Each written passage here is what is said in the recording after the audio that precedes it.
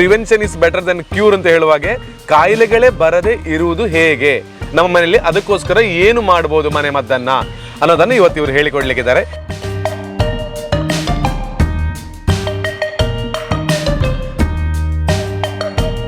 ನಮ್ಮ ಜೊತೆಗೆ ಈ ನೆಕ್ಕಿ ಸೊಪ್ಪು ಇದೆ. ಈ ನೆಕ್ಕಿ ಸೊಪ್ಪನ್ನು ತೆಗೆದು ಇದಕ್ಕೆ ಹಾಕಿದ್ರೆ ಆಯ್ತು. ಚಂದ ಗೆಂಡ ಬಂದಿರಬೇಕು. ಫಸ್ಟಿಗೆ ಇದನ್ನು ಹಾಕಿ ಮತ್ತೆ ಗೆಂಡ ಹಾಕಿದ್ರೆ ಕಷ್ಟ. ಸೊ ಅದಕ್ಕೆ ಇದಕ್ಕೆ ಹಾಕುವ. ಫುಲ್ ಒಂದು ವಾತಾವರಣವೇ ಖುಷಿ ಖುಷಿ ಖುಷಿ. ಈ ಜ್ವರ ಹೇಗೆ ಬರ್ತದೆ, ಕೆಲವೊಂದು ತೊಂದರೆಗಳು, ಡೆಂಗ್ಯೂ ಆಗಿರ್ಬೋದು, ಮಲೇರಿಯಾ ಆಗಿರ್ಬೋದು, ಹೇಗೆ ಬರ್ತದೆ, ಸೊಳ್ಳೆಗಳು ಕಚ್ಚಿ ಬರ್ತದೆ ನಮಗೆ ಗೊತ್ತೇ ಇದೆ. ಸೊ ಆ ಸೊಳ್ಳೆಗಳ ಬರದಾಗಿ ನಿವಾರಣೆ ಮಾಡಿದ್ರೆ ಯಾವ ಸಮಸ್ಯೆಗಳು ಕೂಡ ನಮಗಿರುವುದಿಲ್ಲ. Okay, welcome back to Vijayavikhyata digital media. ಇವತ್ತಿನ ಒಂದು ಹೊಸ ವಿಡಿಯೋಗೆ ತಮಗೆಲ್ಲರಿಗೂ ಆತ್ಮೀಯವಾಗಿರುವಂತಹ ಸ್ವಾಗತ. ನನ್ನ ಜೊತೆಗೆ ಶ್ರೀಮತಿ ತುಳಸಿ ದಯಪ್ರಸಾದ್ ಶಿವಮೊಳ್ಳ ಅವರಿದ್ದಾರೆ. ಅವರಿಗೆ ಕಾರ್ಯಕ್ರಮಕ್ಕೆ ಸ್ವಾಗತ ಮೇಡಮ್. ಹಾಗೆಯೇ ಇವತ್ತಿನ ಹೊಸ ಮನೆಮದ್ದು ಕಾರ್ಯಕ್ರಮಕ್ಕೆ ಮತ್ತೊಮ್ಮೆ ಸ್ವಾಗತವನ್ನ ಮಾಡಿಕೊಳ್ತಾ, ಇವತ್ತಿನ ಸ್ಪೆಷಲ್ ಒಂದು ಮನೆಮದ್ದು. ಇದು ಏನು ಕೂಡ ನಾವು ಮದ್ದನ್ನ ಮಾಡಿ ಕುಡಿಯುವಂಥದ್ದಲ್ಲ. ಸೊ ಈ ಮದ್ದನ್ನ ಮಾಡಿ ಕುಡಿಬೇಕಿದ್ರೆ ನಮಗೇನಾದರೂ ತೊಂದರೆಗಳು, ಏನಾದರೂ ಕಾಯಿಲೆಗಳೆಲ್ಲ ಬಂದಿರಬೇಕು. ಆದರೆ ಇವತ್ತಿನ ಮನೆಮದ್ದಲ್ಲಿ ನಮಗೆ ಕಾಯಿಲೆಗಳೇ ಬರೋದು ಬೇಡ ಅಂತ ಹೇಳುವ ಕಾರಣಕ್ಕೆ ಬೇಕಾಗಿ ನಾವು ಮನೆಯಲ್ಲೇ ಮಾಡಬಹುದಾದಂತಹ, ಬಹಳ ಸುಲಭವಾಗಿ ಮಾಡಬಹುದಾದಂತಹ ಒಂದು ಮನೆ ಮದ್ದನ್ನು ಇವತ್ತು ಶ್ರೀಮತಿ ತುಳಸಿ ಅವರು ನಮಗೆ ತಿಳಿಸ್ಕೊಡ್ಲಿಕ್ಕಿದ್ದಾರೆ. ಸೊ ಕಳೆದೆಲ್ಲ ಸಂಚಿಕೆಯನ್ನು ನೋಡಿಕೊಂಡು ಒಳ್ಳೆ ರೀತಿಯಲ್ಲಿ ರೆಸ್ಪಾನ್ಸನ್ನು ನಾವೆಲ್ಲ ಕೊಟ್ಟಿದ್ದೇವೆ. ಸೊ ನಿಮಗೆಲ್ಲರಿಗೂ ಆ ಕಾರಣಕ್ಕಾಗಿ ಧನ್ಯವಾದವನ್ನು ಸಲ್ಲಿಸಿಕೊಳ್ತಾ, ಹೇಗೆ ನಮಗೆ ಕಾಯಿಲೆಗಳೇ ಬರದೇ ಇರುವಾಗೆ ನಾವು ನೋಡ್ಕೊಳ್ಬಹುದು. ನಾನಿವತ್ತೀಗ ನೆಕ್ಕಿ ಗಿಡದ ಬಗ್ಗೆ ಹೇಳ್ತೇನೆ. ನೆಕ್ಕಿ ಸೊಪ್ಪು, ನೆಕ್ಕಿ ಸೊಪ್ಪಲ್ಲಿ ಕರಿ ನೆಕ್ಕಿ ಉಂಟು, ಬಿಳಿ ನೆಕ್ಕಿ ಉಂಟು, ಯಾವುದು ಆಗಬಹುದು. ಸೊಪ್ಪು ತಗೊಂಡು ಅದನ್ನ ಹೊಗೆ ಹಾಕುದು. ಈಗ ಹೊಗೆ ಎಲ್ಲ ಹಾಕುವಷ್ಟೊತ್ತಿಗೆ ಹಾಕಿದ್ರೆ ಸೊಳ್ಳೆಗಳು ತುಂಬಾ ಉತ್ಪತ್ತಿಯಾಗುವುದು ಕಡಿಮೆ ಆಗ್ತದೆ, ಹೋಗ್ತದೆ ಕೂಡ. ದನಗಳದ್ದು ಹಟ್ಟಿಯಲ್ಲಿ ಸಹ ಅಷ್ಟೇ. ಈಗ ಮಳೆಗಾಲದಲ್ಲಿ ತುಂಬಾ ಸೊಳ್ಳೆ ಇರ್ತದೆ, ಆಗ ಅಲ್ಲಿ ಸಹ ಹಾಗೆ ಹೊಗೆ ಹಾಕಿದ್ರೆ ದನಗಳಿಗೆ, ಈಗ ನಾವಾದ್ರೆ ತುರಿಸಿಕೊಳ್ಬಹುದು, ದನಗಳಿಗೆ ತುಂಬಾ ಹಿಂಸೆ ಆಗ್ತದೆ ಆ ಟೈಮಲ್ಲಿ. ಮತ್ತೆ ಮೊದಲು ಹಳ್ಳಿಗಳಲ್ಲೆಲ್ಲ ಕೋಳಿ ಸಾಕ್ತಾ ಇದ್ರು ಹೆಚ್ಚಿನ ಮನೆಗಳಲ್ಲಿ. ಆಗ ಕೋಳಿ ಏನು ಆಗ್ತಿತ್ತು, ಅದು ಮನುಷ್ಯರಿಗೆ ಹತ್ತಿರ ಅದು ತುಂಬಾ ಉಪದ್ರ ಮಾಡ್ತಾ ಇತ್ತು. ಆ ಟೈಮಲ್ಲಿ ಕೋಳಿ ಗೂಡುಗೆ ಎಲ್ಲ ಇದ್ರದೇ ಹೊಗೆ ಎಲ್ಲ ಹಾಕ್ತಾ ಇದ್ರು, ನಾವೆಲ್ಲ ಚಿಕ್ಕದಿರುವಾಗ ನೆನ್ಪುಂಟು. ಮತ್ತೆ ಇದು ವಾತಕ್ಕೆ ಸಹ ಮದ್ದು. ಇದು ಇದ್ರದ್ದು ಎಣ್ಣೆ ಕಾಯಿಸ್ತಾರೆ, ಎಲೆಯದ್ದು. 1 ಲೀಟರ್ ಸಾಸಿವೆ ಎಣ್ಣೆ ತಗೊಂಡು 2 ಲೀಟರ್ ಇದರ ಎಲೆಯ ರಸ ಆಗಬೇಕು. ಅದನ್ನ ಕುದಿಸಿ ಎಣ್ಣೆಯ ಅಂಶಕ್ಕೆ ಬಂದ ಮೇಲೆ ಆಫ್ ಮಾಡಿ ಆ ಎಣ್ಣೆಯನ್ನು ಹಚ್ಚಿದ್ರೆ ಆಯ್ತು. ನೋವಿಗೆ ಕೂಡ ಇದರಲ್ಲಿ ಎಣ್ಣೆಯನ್ನು ಕಾಯಿಸ್ತಾರೆ. ಹೇಗೆ ಅಂತ ಹೇಳಿದ್ರೆ 1 ಲೀಟರ್ ನಾವು ಸಾಸಿವೆ ಎಣ್ಣೆಯನ್ನು ತೆಗೆದುಕೊಳ್ಳಬೇಕು. ಹಾಗೇನೆ ಈ ಒಂದು ನೆಕ್ಕಿಯ ಎಲೆಯನ್ನು ತೆಗೆದು ಜಜ್ಜಿ ಅದರಿಂದ 2 ಲೀಟರ್ ರಸವನ್ನ ತೆಗೆದು ಆ 1 ಲೀಟರ್ ಸಾಸಿವೆ ಎಣ್ಣೆ ಜೊತೆ ನಾವು ಕಾಯಿಸಿ ಅದು ಹದಕ್ಕೆ ಬಂದ ನಂತರ ಅದನ್ನು ಉಜ್ಜಿದ್ರೆ ನಾವು ನೋವನ್ನು ನಿವಾರಣೆ ಮಾಡಿಕೊಳ್ಳಬಹುದು ಅಂತ.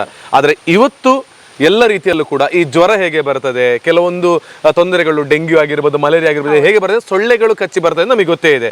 ಸೊ ಆ ಸೊಳ್ಳೆಗಳ ಬರದಾಗಿ ನಿವಾರಣೆ ಮಾಡಿದ್ರೆ ಯಾವ ಸಮಸ್ಯೆಗಳು ಕೂಡ ನಮಗಿರುವುದಿಲ್ಲ.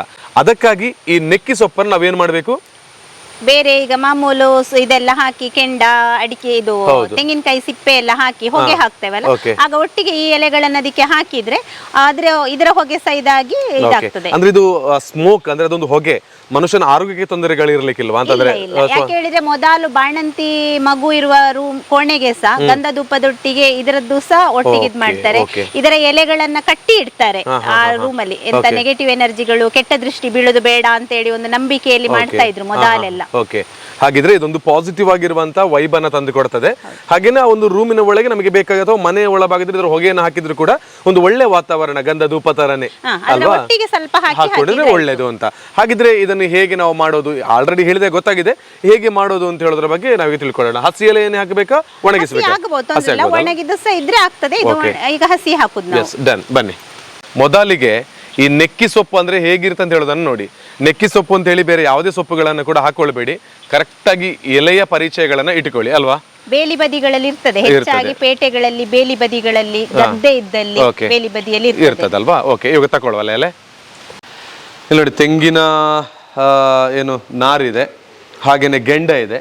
ಹೀಗೆ ನೀವು ಒಂದು ಮಣ್ಣಿನ ಮಡಕೆಯಲ್ಲಿ ಅಥವಾ ಏನು ಕೂಡ ಅದು ಬಿಸಿ ಆಗದಂಥ, ಜಾಸ್ತಿ ಬಿಸಿಯಾಗಿ ಒಮ್ಮೆ ಮುಟ್ಟುವಾಗ ಕೈಯೆಲ್ಲ ಗುಳ್ಳೆ ಬರದಿರುವಂತಹ ಈ ರೀತಿ ಒಂದು ಪಾತ್ರದಲ್ಲಿ ಗೆಂಡವನ್ನು ತಂದು ನಮ್ಮ ಜೊತೆಗೆ ಈ ನೆಕ್ಕಿ ಸೊಪ್ಪು ಇದೆ.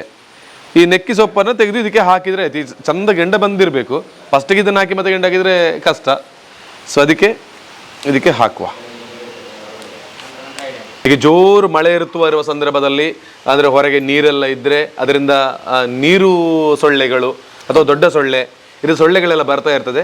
ಏನು ಜ್ವರ ತೊಂದರೆಗಳು ಏನು ಬರದಿರುವ ಕಾರಣಕ್ಕೆ ಬೇಕಾಗಿ ಈ ನೆಕ್ಕಿ ಸೊಪ್ಪಿನ ಜೊತೆಗೆ ನಾವು ಇದೊಂದಂತೆ ಗಂಧದ ಧೂಪ, ಧೂಪದ ಹುಡಿ ಧೂಪದ ಹುಡಿ, ಗಂಧದ ಹುಡಿ ಉಂಟು. ಗಂಧದ ಹುಡಿ, ಧೂಪದ ಹುಡಿ ಈಗೆಲ್ಲ ಸಿಗ್ತದೆ. ಅದನ್ನೆಲ್ಲ ಮಿಕ್ಸ್ ಮಾಡಿದ್ರೆ ಒಂದು ಒಳ್ಳೆ ಪರಿಮಳ ಅಲ್ಲ, ಹಾಕುವಲ್ಲ. ಇದನ್ನ ಮತ್ತೆ ಹಾಕೋದಾ? ಮತ್ತೆ ಹಾಕಿ. ಇದು ಕೂಡ ಆರೋಗ್ಯ.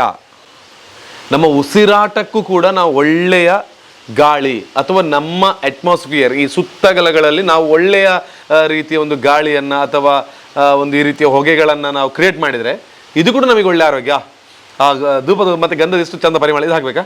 ಎಲ್ಲ ಹಾಕ್ತೇನೆ. ಎಸ್, ಹಾಗಾಯ್ತು. ಎಷ್ಟು ಚೆನ್ನಾಗಿರುವಂಥ ಪರಿಮಳ ನೋಡಿ. ಈ ಫುಲ್ ಒಂದು ವಾತಾವರಣವೇ ಖುಷಿ ಖುಷಿ ಖುಷಿ. ಸೊ ಸ್ವಲ್ಪ ಮೇಲೆಯಿಂದ ಹೀಗೆ ಹಾಕೋಣ.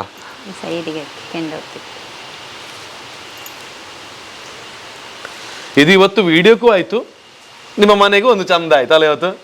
ಸೊ ಮನೆಗೂ ಕೂಡ ಒಂದು ಒಳ್ಳೆ ರೀತಿಯ ವಿಚಾರ ಇದು. ಸೊ ಹಾಗಿದ್ರೆ ಇವತ್ತಿನ ಎಪಿಸೋಡ್ ಇಷ್ಟ ಆಯ್ತು ನಾನು ಭಾವಿಸ್ಕೊಳ್ತೇನೆ. ಗಂಧ ಧೂಪ ಹಾಕಿದ್ರೆ ಒಳ್ಳೆಯದು. ಹಾಕಿ ಗಂಧನು ಧೂಪನು ಜೊತೆಗೆ ನೆಕ್ಕಿ ಸೊಪ್ಪು ಹಾಕಿ ಗಂಡ ಮಾಡಿ ಈಗ ಹೊಗೆ ಆಗ್ತಾ ಇರಲಿ ಒಂದಷ್ಟು ಹೊತ್ತು. ಒಳ್ಳೆಯ ಆರೋಗ್ಯ ಎಲ್ರಿಗೂ ಸಿಗಲಿ ಅಂತ ಮತ್ತೊಮ್ಮೆ ಕೇಳಿಕೊಳ್ಳೋದಲ್ಲ. ಸೊ ಮತ್ತೊಂದು ಒಳ್ಳೆ ಎಪಿಸೋಡನ್ನು ಸಾಕಷ್ಟು ಜನರಿಗೆ ಗೊತ್ತಿರ್ಬೋದು ಇದು, ಆದರೂ ಕೂಡ ಹಳೆಯ ವಿಚಾರಗಳನ್ನು ನೆನಪು ಮಾಡಿಕೊಳ್ಳುವಂಥ ಒಂದು ಕ್ರಮ ನಮ್ಮಿಂದ. ಸೊ ಒಳ್ಳೇದಾಗಲಿ, ಎಲ್ಲರೂ ಕೂಡ ಖುಷಿಯಿಂದಿರಿ, ನಗ್ನಗ್ತಾ ಇರಿ. ಒಳ್ಳೆ ಎಪಿಸೋಡನ್ನು ಹೇಳಿಕೊಟ್ಟಿದ್ದೀರಿ. ಥ್ಯಾಂಕ್ ಯು ಸೋ ಮಚ್ ನಿಮಗೆ. ಮತ್ತೊಂದು ಎಪಿಸೋಡ್ ಜೊತೆ ಸಿಗೋಣ, ಮತ್ತೊಂದು ಮನೆ ಮದ್ದು ಕಾರ್ಯಕ್ರಮದಲ್ಲಿ ಸಿಗ್ತೇವೆ. ಎಲ್ರಿಗೂ ಒಳ್ಳೇದಾಗಲಿ. Thank you. ಬಾಯ್ ಬಾಯ್, ನಮಸ್ತೆ.